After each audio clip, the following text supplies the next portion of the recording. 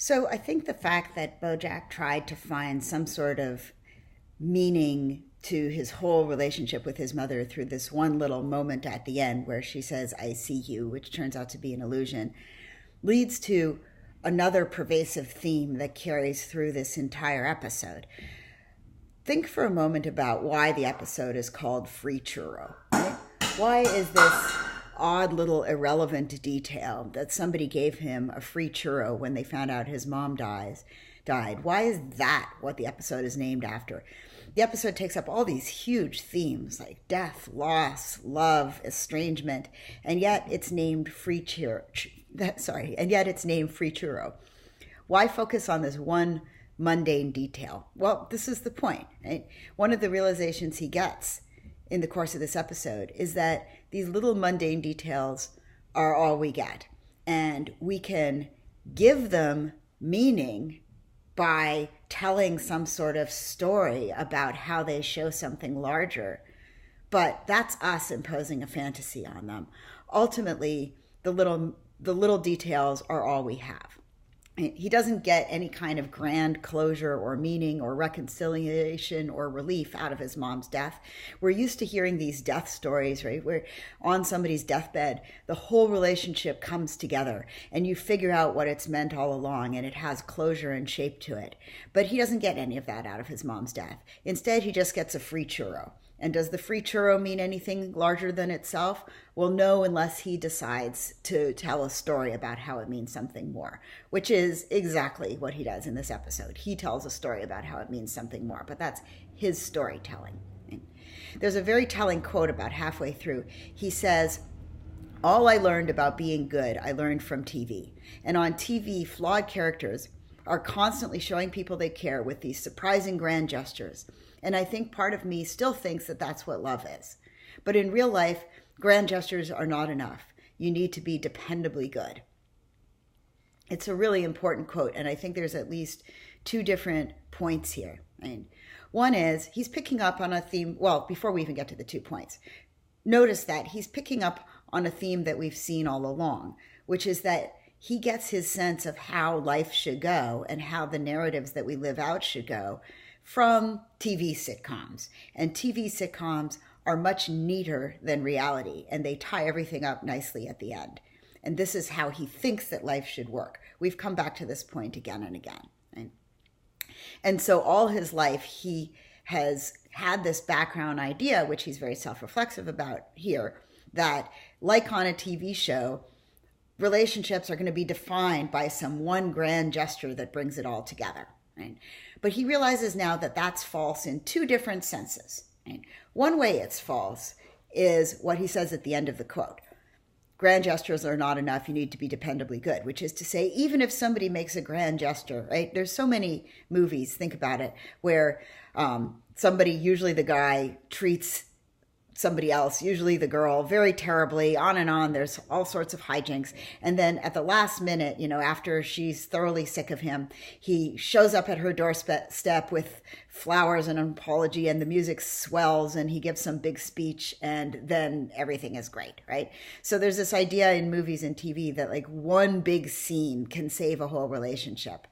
And here, Bojack gives us back the existentialist point we've seen a number of times, that one big moment like that, but it's a slightly different form of it, right? One big moment like that cannot retell the whole narrative.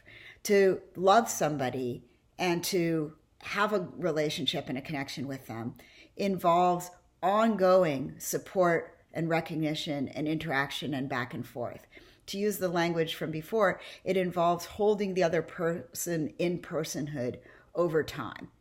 And that's not a thing you can do with one big romantic or redemptive scene. And his mother has had a lifetime of not recognizing him or supporting him or holding him in his identity. And so whatever she says at the end is not going to fix anything, right? So when he thinks that she's made this grand gesture of saying, I see you, that moment, even if it were real, is just not enough. It's not the same as a relationship which requires ongoing action and work. You need to be dependably good, as he says. The other point, though, is that he's not even going to get that grand gesture, right? He thinks that she makes it by saying, I see you, but it turns out to be a nothing. She's just reading the letters off the wall.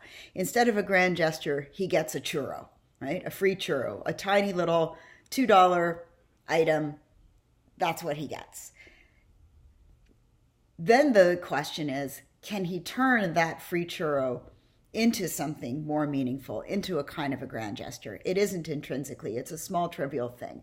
But can small trivial things mean a lot? Well, again, they can, but only if we're the one who interprets them and inserts them in a story that gives them more meaning than they have on their own through fantasy, right?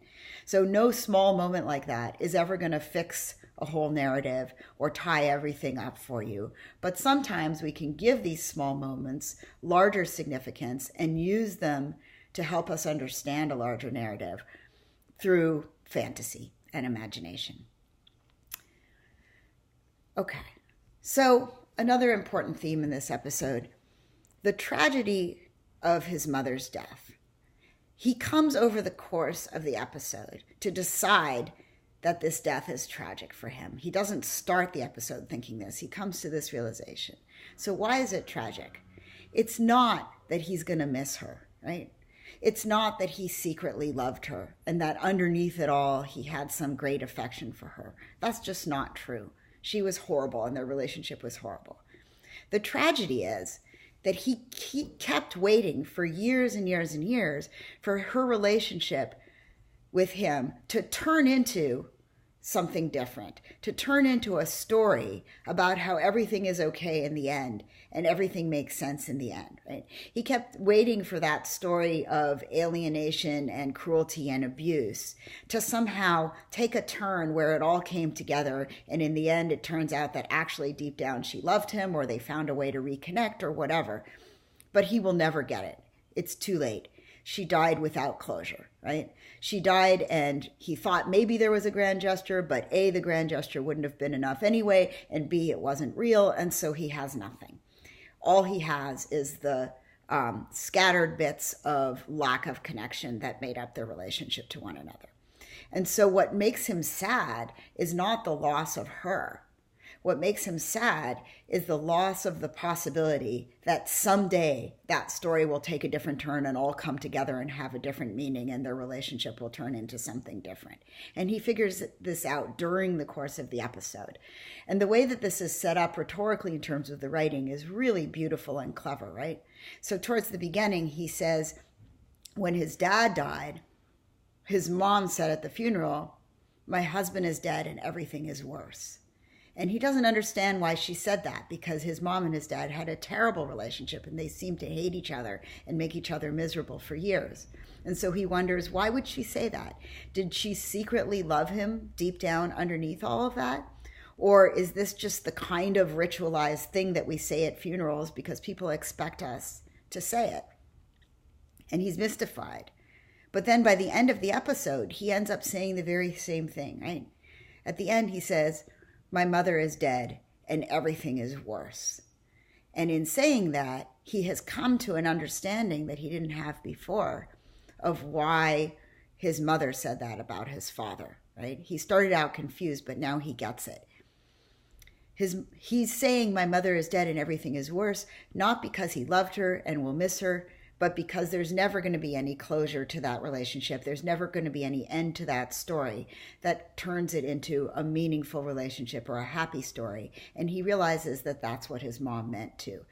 That when his dad died, the marriage ended and any chance for reconciliation or closure ended as well.